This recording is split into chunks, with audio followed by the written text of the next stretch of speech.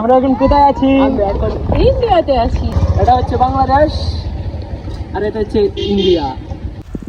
আসসালামু আলাইকুম, সবাই কেমন আছেন? আশা করি সবাই ভালো আছেন। আজকে আমরা আয়াপুরছি কিশোরগঞ্জ থেকে নেত্রকোনা বিরিশিরি। তো আমরা গাড়ি থেকে নামে আমি আর আমার বন্ধু একসাথে হাঁটতে থাকলাম মেইন স্পটের দিকে যাওয়ার জন্য। আমার টিকটকার ম্যাডাম বলতেছে আয় আমার সাথে কয়টা টিকটক করে লই, তারপর আমিও কয়টা টিকটক করে লইলাম। টিকটক করা শেষ হলে আমরা মেইন স্পটের দিকে চলে আসলাম। এখন আমরা ঘুরবো, আপনারা দেখেন জায়গাটা কেমন, আপনারাও চাইলে ঘুরতে আসতে পারেন। নৌকা ভাড়া নিয়ে নৌকা দিয়ে যিনি ঘোরার কাম ঘুরলাম, ঘুরে টেরা পরে ভাবলাম উপরের দিকে যাই। উপরের দিকে তো আরো সুন্দর।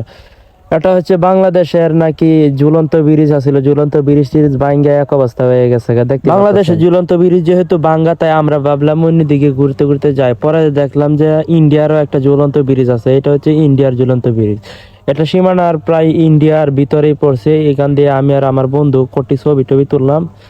দেখেন কালপাড়ের মতো নদী ভাঙ্গে এই জায়গাটি আবার ভালো সুন্দর আছে, আপনারা চাইলে ঘুরতে আসতে পারেন। দেখেন কি সুন্দর। এক জায়গায় দাঁড়া থাকলে তো আর হইব না, আইসি যখন তো ঘুরতে হইব। পরে নিচে নামলাম, নিচে নেমে যাইতে থাকলাম ইন্ডিয়ার বর্ডারের এইদিকে। আবার নৌকাওয়ালা যে লইছে আমরা হেলা না করতেছে যে ওইদিকে ওইদিকে বর্ডার গার্ড আছে, বর্ডার গার্ডে নাকি সমস্যা করব, তাই আর ওইদিকে গেলাম না। দেখেন সিসি ক্যামেরা ফিট করা আছে, এইগুলা সব ইন্ডিয়ার মধ্যেই পড়ছে।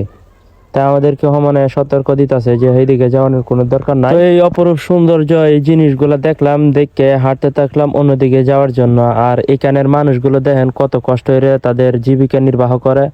এই যে নৌকা দিয়ে সারাদিন ভরা এই কয়লা তুলে, এই কয়লা তুললা তারা জীবিকা নির্বাহ করে। কয়লা বেচে বেচে তাদেরকে চলতে হয়, অনেক কষ্ট করতে হয়। বর্ডারের দিকে যারা বসবাস করে একমাত্র তারাই জানে, আমরা তো অনেক। তারপরে এই জায়গাটা ঘোরা হইলে আমরা আবার নৌকা দিয়ে যাইতেছি। গিয়া দেখেন এই জায়গার পানিটা কত সুন্দর, দেখেন কতটুকু নীল।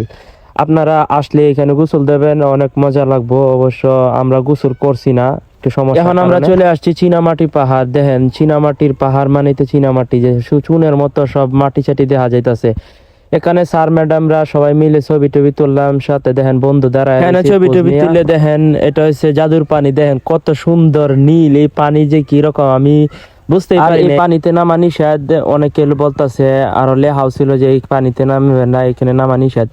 তো আপনারা সবাই ঘুরতে আসবেন, অনেক সুন্দর জায়গা। জীবনে তো অনেক টাকা পয়সা কামাবেন, কিন্তু ঘোরার সময় পাইবেন না। তাই এখন এই সময় থাকতে ঘুরা নেন, পরে আর ঘোরার সময়ও পাইবেন না, ঘুরতে